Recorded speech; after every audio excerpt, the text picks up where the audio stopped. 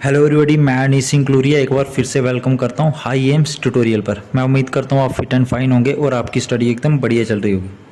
So guys, हमने अभी class twelfth की हम अभी क्लास ट्वेल्थ की एक काफ़ी इंपॉर्टेंट सीरीज़ ला रहे हैं आपके साथ। जेके बोर्ड सीबीएसई, अगर आपका कोई सा बोर्ड है सीबीएसई है कि जेके बोर्ड है, दोनों बोर्ड के लिए काफ़ी इंपॉर्टेंट रहेगी। आज हम हर एक यूनिट के इंपॉर्टेंट जो डेरिवेशंस है हमारे पास, जो इंपॉर्टेंट क्वेश्चंस हैं या आप बोल सकते हैं इंपॉर्टेंट टॉपिक्स हैं, वो सारे यहाँ पे हम डिस्कस करेंगे, यहाँ पे हम डिराइव करेंगे। तो सबसे पहले हमारा जो पहला यूनिट है इलेक्ट्रोस्टैटिक्स फिजिक्स, क्लास ट्वेल्थ का जो हमारे पास सबसे पहला यूनिट है इलेक्ट्रोस्टैटिक्स। इसमें कौन कौन से क्वेश्चंस जो काफ़ी इंपॉर्टेंट है, जो आपको एग्जाम में स्किप नहीं करने। तो सबसे इंपॉर्टेंट टॉपिक जो इसमें है मेरे पास, electric field intensity on axial line of electric dipole. और इसके बाद हमारे पास आती है, इसके बाद ही अगर मैं एक डेरिवेशन और की बात करूं तो हमारे पास आती है, ये एक्सियल वाली थी, तो इसके बाद यहाँ पे आप देख रहे हैं electric field intensity on equatorial line of electric dipole. तो ये जो दो डेरिवेशन हमारे पास एक्सियल लाइन और इक्वेटोरियल लाइन काफ़ी इंपॉर्टेंट है, काफ़ी बार एग्जाम में पूछी जाती हैं। ये आप बोल सकते हैं कि हर टाइम एवरी ईयर ये जो डेरिवेशन है एग्जाम में आती है। तो स्टार्ट करते हैं। सबसे पहले मैंने कहा कि consider an electric dipole consist of 2 points minus Q consisting of 2 point charges minus Q and plus Q. मैंने क्या कि यहाँ पे एक इलेक्ट्रिक डाइपोल ले लिया माइनस क्यू। आपको पता है इलेक्ट्रिक डाइपोल क्या होता है, pair of equal and opposite charge. तो यहाँ पे माइनस क्यू चार्ज है, प्लस क्यू चार्ज है। जब आप दो इक्वल एंड अपोजिट चार्ज लेते हो सेपरेटेड बाय डिस्टेंस ट्वाइस से, तब मेरे पास क्या बनता है, इलेक्ट्रिक डाइपोल बनता है। फिर आपने क्या किया, और इलेक्ट्रिक डाइपोल का सेंटर आपने ले लिया ओ। आपको पता है ए से लेके बी तक डिस्टेंस मेरे पास कितना है, ट्वाइस है। तो ओ से बी तक कितना होगा, इसका आधा, ट्वाइस ए का हाफ कितना हो जाएगा, ए। तो ओ से लेके बी तक मेरे पास ए हो जाएगा डिस्टेंस, और ओ से लेके ए तक भी मेरे पास डिस्टेंस क्या हो जाएगा, ए हो जाएगा। उसके बाद अगर मैं आगे बात करूं, we have to calculate electric field intensity at a point P on the axial line of dipole. मुझे क्या करना है, सबसे पहले मैंने जब ये डाइपोल ले लिया, अब आपको समझना है कि एक्सियल लाइन क्या होती है। एक्सियल लाइन होती है डाइपोल के अलोंग एक्सिस। एक्सियल लाइन मेरी ऐसी एक्सिस होती है, या आप बोल सकते हैं ऐसी लाइन होती है जो डाइपोल के अलोंग होती है। ये आपका इलेक्ट्रिक डाइपोल है, इसके अलोंग मैंने ये लाइन बना ली। इस लाइन में आपने, इस एक्सियल लाइन में आपने कहीं पे भी एक पॉइंट ले लेना है। तो मैंने यहाँ पे एक पॉइंट ले लिया P, where we have to find the electric field intensity. यहाँ पे हमें इलेक्ट्रिक फील्ड इंटेंसिटी फाइंड करनी है। तो सबसे पहले मैंने क्या किया, यहाँ पे पी पॉइंट ले लिया इस एक्सियल लाइन में, यहाँ पे इलेक्ट्रिक फील्ड इंटेंसिटी मुझे फाइंड करनी है।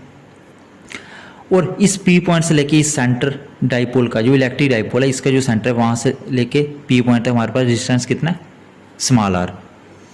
और आपको पता है पी पॉइंट पे जो हमारे पास इलेक्ट्रिक फील्ड इंटेंसिटी होगी माइनस क्यू चार्ज की वजह से, वो हमारे पास डायरेक्शन, उसकी डायरेक्शन कैसी होगी, अंदर की तरफ होगी, मतलब अलोंग पी बी बोल सकते हो आप। और जो हमारे पास पी पॉइंट पे इलेक्ट्रिक फील्ड इंटेंसिटी की डायरेक्शन होगी प्लस क्यू चार्ज की वजह से, वो कैसे होगी, बाहर की तरफ होगी।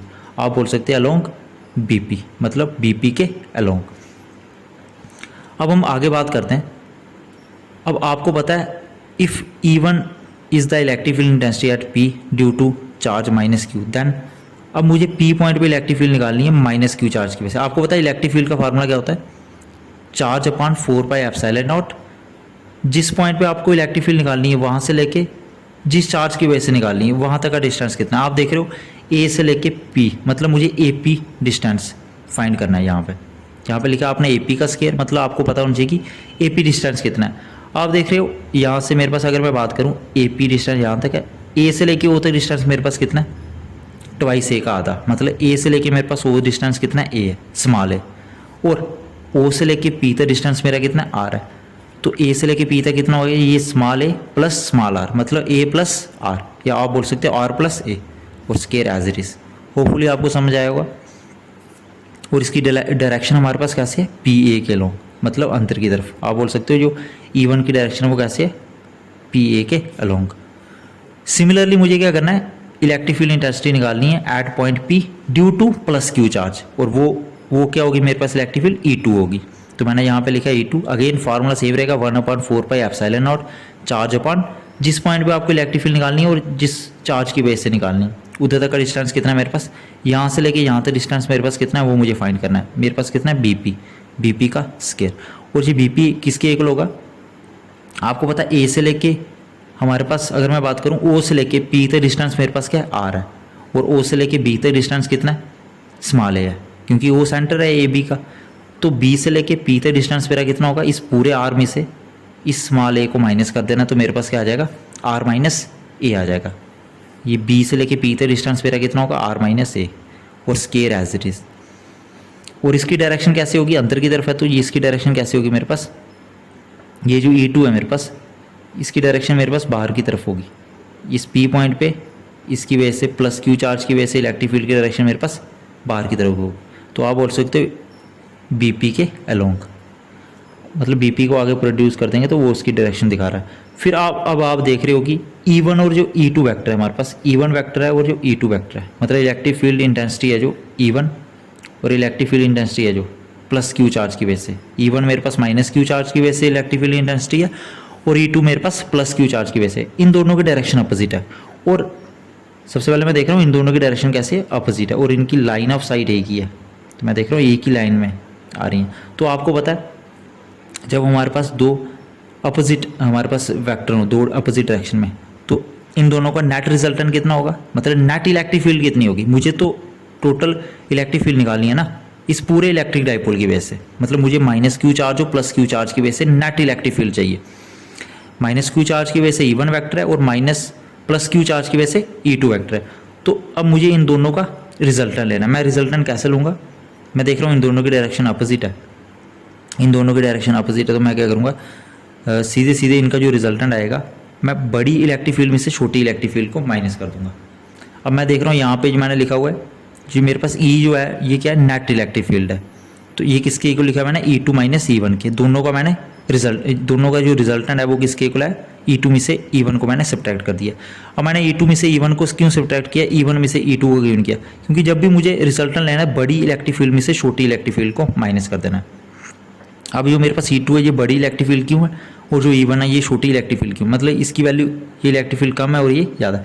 अब आप देख रहे हो यहाँ पे जो E1 है आपके पास, ये किसके इक्वल है, 1/4 pi epsilon Q upon R plus A का स्केयर। और जो E2 है इसमें सेम है, बस डिफरेंस क्या है दोनों में, इधर R प्लस A है, इधर R minus A। R plus A का मतलब है यहाँ पे आपकी वैल्यू ज़्यादा है, और R माइनस A का मतलब है आपकी वैल्यू कम है, क्योंकि R में से A को माइनस करोगे वैल्यू कम आएगी, और R में A ऐड करोगे तो वैल्यू ज़्यादा आएगी। अब मैं देख रहा हूँ यहाँ पे R प्लस A मेरी वैल्यू ज़्यादा है। अगर ये डिनोमिनेटर जब भी मेरा ज़्यादा होता है, आप ऐसे देखते हैं E1 जो है ना वो inversely proportional R plus A के स्केयर के। तो मतलब अगर R प्लस A के स्केयर की वैल्यू ज़्यादा है तो E1 क्या होगा, मेरे पास कम होगा। और आप ऐसे देख सकते हैं अगर R माइनस A जो मेरा कम है वैल्यू इसकी, ये इन्वर्सली प्रोपोर्शनल है इसके, तो ये E2 मेरी क्या होगी, ज़्यादा होगी। तो आपने देखा यहाँ से आपकी जो E2 की वैल्यू है वो ज़्यादा है किससे, वो हमारे पास ज़्यादा है किससे, E1 से। तो मैंने इस तरह से लिखा हुआ है जो मेरे पास नेट इलेक्ट्रिक फील्ड है ड्यू टू इलेक्ट्रिक डाइपोल वो किसके इक्वल है, E2 माइनस E1 के। और E2 आपके पास यहाँ पे है हमारे पास, मैंने यहाँ पे पुट कर दी वैल्यू, और मेरे पास E1 की वैल्यू क्या है, कितनी है, 1/4 पाई epsilon not Q upon R plus A का स्केयर, वो मैंने यहाँ पे पुट कर लिया। अब मैंने आगे देखा इन दोनों में मैं देख रहा हूँ कॉमन क्या आ रहा है, तो 1/4 पाई एप्सिलॉन नॉट दोनों में कॉमन है, Q दोनों में कॉमन है, मैंने कॉमन ले लिया, और रिमेनिंग में क्या रहेगा, R माइनस A का स्केयर और R प्लस A का स्केयर, मैंने इस तरह से लिख लिया। अब अगर आगे मैं बात करूँ, Q/4 पाई एप्सिलॉन नॉट मैंने बाहर रखा। अब मैं इन दोनों का सीधे पहले मल्टीप्लाई कर दूंगा, फिर क्रॉस मल्टीप्लाई करूंगा, R माइनस A का स्केयर R प्लस A का स्केयर, मैंने इन दोनों को मल्टीप्लाई कर दिया। अब यहाँ पे आपको अच्छे से मैं एक बार कैलकुलेट करके बता देता हूँ। आपने देखा हमारे पास क्या आ रहा है, Q/4 पाई एप्सिलॉन नॉट, एक बार मैं फिर से दिखा देता हूँ, Q/4 pi epsilon not 1 minus R minus A का square minus 1/R plus A का स्केयर, इस तरह से हमारे पास वैल्यू है। अब मुझे आप देख सकते हैं इस तरह से। अब मैं आगे देखता हूँ इसको सॉल्व कैसे करना है, वहाँ पे सीधे डायरेक्ट सॉल्व किया हुआ है, लेकिन मैं यहाँ पे आपको करके बता देता हूँ। सबसे पहले आपने इन दोनों टर्म को सीधे मल्टीप्लाई कर लेना, R माइनस A का स्केयर और R प्लस A का स्केयर, फिर आपने क्रॉस मल्टीप्लाई कर देना। R प्लस A के स्केयर को 1 के साथ मल्टीप्लाई करोगे तो R प्लस A का होल स्केयर आएगा। R माइनस A का स्केयर को 1 के साथ मल्टीप्लाई करोगे तो आपके पास क्या आएगा, R माइनस A का स्केयर। होपफुली आप कनेक्ट कर पाए होंगे। उसके बाद आगे हमारे पास क्या है, आगे इसको सिंप्लीफाई कैसे करना है, ए प्लस बी का होल स्केयर आपको पता है किसके इक्वल होता है, ए का स्केयर प्लस बी का स्केयर प्लस ट्वाइस ए इंटू बी। ए और बी मेरे पास क्या है, आर और ए, और माइनस हमारे पास मैंने एज इट इज़ रखा, और ए माइनस बी का होल स्केयर किसके इक्वल होता है, ए का स्केयर प्लस बी का square minus 2a into B, और यहाँ पे ए और बी की जगह पे मेरे पास आर और ए है। अब डिवाइड में मैं क्या देख रहा हूँ, अगर मैं इसको ऐसे ऐसे करके भी लिख सकता हूँ, R minus A R plus A और इसका होल स्केयर। मैंने स्केयर जो है कॉमन ले लिया बाहर, और इस तरह से मैंने इसको क्लोज कर लिया। मैं उम्मीद करता हूँ कि आपको समझ आ रहा होगा। अब अगर आगे मैं बात करूँ इसको कैसे सिंप्लीफाई करना है, ये Q upon 4 pi epsilon not मेरे पास इस तरह से आ गया। अब आप देख रहे हो ये आर स्केयर, अगर ये माइनस है ब्रैकेट के अंदर जाएगा तो साइन मेरे पास चेंज हो जाएंगे सबके, ट्वाइस आर ए, ये जो माइनस है मेरे पास minus R square minus A square plus twice R आ गया।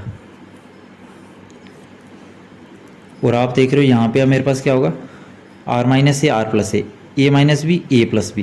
मैं आपको बता दूँ ए माइनस बी और ए प्लस बी, या ए प्लस बी ए माइनस बी, क्या फार्मूला होता है इसका, ए स्केयर माइनस बी स्केयर।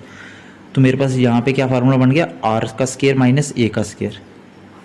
ये वाला जो स्केयर है ये एज इट इज मैंने यहाँ पे लिख लिया।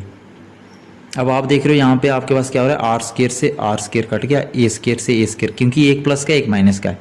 ट्वाइस आर ए में ट्वाइस आर ए को ऐड करोगे तो कितना आएगा आपके पास, हमारे पास कितना आ जाएगा 4 RA, और नीचे डिवाइड में मेरे पास R square minus A square का whole square as it is रहा, और बाहर भी मेरे पास जो Q upon 4 pi epsilon naught as it is रहा। तो अब मैं अगर देखूँ यहाँ पे मेरे पास क्या आया हुआ है, अब मैंने यहाँ पे प्रूव कर ली, ये जो मेरे पास आया हुआ है देखो यहाँ पे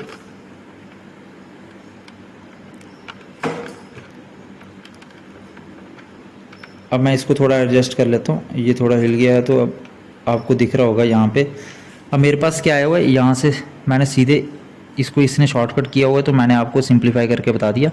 देखो इधर भी मेरे पास Q into 4AR 4 pi epsilon naught R square minus A square का होल स्केयर आ रहा है, और यहाँ पे भी क्यू इंटू 4RA, तो इधर मेरे पास कितना आ रहा है, क्यू इंटू 4RA या AR बोलो, नीचे 4 pi epsilon naught R square minus A square का होल स्केयर आ रहा है मेरे पास। तो यहाँ तक मैंने आपको प्रूफ करके बता दिया, यहाँ से यहाँ तक मैंने सिंप्लीफाई करके बता दिया। अब आगे मैं 4AR को मैं लिख सकता हूँ, Q को सबसे पहले मैंने एज इट इज़ लिखा, 4AR को मैं लिख सकता हूँ twice A into twice R, मतलब 4 को मैं 2 इंटू 2 लिख सकता हूँ और AR को मैं A इंटू आर लिख सकता हूँ। अगर आपका कोई भी कमेंट डाउट होगा तो आप कमेंट सेक्शन में ज़रूर बता लेना, अगर आपको कोई भी कैलकुलेशन में प्रॉब्लम आएगी तो एक बार ज़रूर बता देना।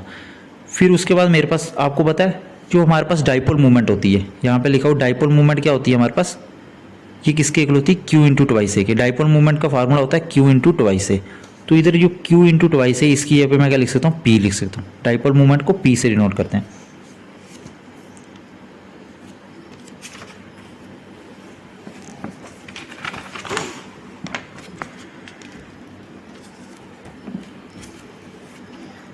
अब यहाँ पे मैं आपको बता दूँ, यहाँ पे जो डाइपोल, अब यहाँ पे आपने पीछे देखा जो Q इंटू ट्वाइस ए था उसकी जगह पे मैंने क्या लिख लिया, P लिख लिया, और ट्वाइस आर मेरा एज इट इज़ रहेगा, ट्वाइस आर मेरा एज इट इज़ रहेगा। 4 पाई एप्सिलॉन नॉट जो डिनोमिनेटर में था वो मैंने सेम लिख लिया। उसके बाद मेरे पास जो इलेक्ट्रिक फील्ड है ये किसकी इक्वल हो जाएगी, इसको अगर मैं थोड़ा और अगर आगे, वैसे तो यहाँ तक ये डेरिवेशन आपकी सही है, लेकिन अगर आगे आपका अगर ऐसा केस आ जाए कि जो आपका डाइपोल है वो बड़ा ज़्यादा कम होगा आर से, मैं एक बार फिर से बता दूं, आपका जो डाइपोल है उसकी जो लेंथ है वो आर से कम होगी। मतलब आपने देखा ये जो आपका डाइपोल है ट्वाइस है, और ये आपका जो आर है, यहाँ पे आपको इलेक्ट्रिक फील्ड निकालनी है सेंटर से। अगर आपका ट्वाइस से बहुत ज़्यादा कम होगा आर से, लेस देन आर होगा, वहाँ पे लिखा हुआ है कि ट्वाइस से बहुत ज़्यादा अगर कम होगा आर से, इस केस में हमारी जो इलेक्ट्रिक फील्ड आएगी, नेट इलेक्ट्रिक फील्ड आएगी, वो क्या आएगी, कुछ इस तरह से इसने सिंप्लीफाई किया हुआ है। तो इस तरह से मैंने यहाँ पर लिखा हुआ है, और इस तरह से लिखा हुआ है, P मैंने एज इट इज़ लिख लिया, twice R as it is, 4 pi epsilon naught as it is, और मैंने ए स्केयर की यहाँ पे क्या लिखा हुआ है, ए स्केयर की यहाँ पे मैंने क्या लिखा हुआ है, इसको निगलेक्ट कर लिया, सीधे आर स्केयर का स्केयर कर दिया। पावर की पावर हो तो 4 होगी, ए स्केयर को मैंने निगलेक्ट कर लिया, मतलब अगर ट्वाइस से छोटा होगा तो इसका मतलब है ए छोटा होगा, अगर ए छोटा है अगर ए की वैल्यू बहुत स्मॉल है, अगर और स्मॉल वैल्यू का स्केयर करोगे तो और वैल्यू स्मॉल आएगी। मतलब अगर मैं आपको बता दूं, जैसे अगर आप हमारे पास कोई स्मॉल वैल्यू है 0.1, इसका अगर स्केयर करोगे तो आएगा 0.01। तो मतलब अगर स्मॉल वैल्यू का स्केयर कर रहे हो तो और स्मॉल आएगी। तो उसको वैसे इधर अगर ए का आप स्केयर करते हो, अगर वैसे ट्वाइस से हमारे पास बहुत कम है आर से, और अगर ए मेरे पास क्या होगा वो भी बड़ा कम होगा आर से, मतलब ए का स्केयर होगा वो बिल्कुल इसने निगलेक्ट कर लिया। तो ए स्केयर की यहाँ पे 0 लिख लिया इसने, आर स्केयर माइनस 0 का स्केयर मतलब 0 हो गया, तो सिर्फ आर स्केयर बचेगा। और आर स्केयर की पावर कितनी, 2। तो आर की पावर 2 कितना हो गया, R4। तो इस तरह से मैंने लिखा हुआ है। और आगे इसने क्या किया हुआ है, ये एक आर ऊपर आर है नीचे R4 है, तो ये कट जाएगा तो मेरे पास क्या आ जाएगा, R⁻³ फिर इधर से अगर मैं इलेक्ट्रिक फील्ड किसके डायरेक्टली प्रोपोर्शनल आएगी, 1/, किसके डायरेक्टली प्रोपोर्शनल आएगी, 1/r³ के। और आप बोल सकते हो कि इलेक्ट्रिक फील्ड किसके इन्वर्सली प्रोपोर्शनल है, r³ के। सो गाइज मैं उम्मीद करता हूँ कि आपको ये डेरिवेशन काफ़ी अच्छी लगी होगी और जो मैंने जिस मेथड से आपको कराई है काफ़ी पसंद आया होगा।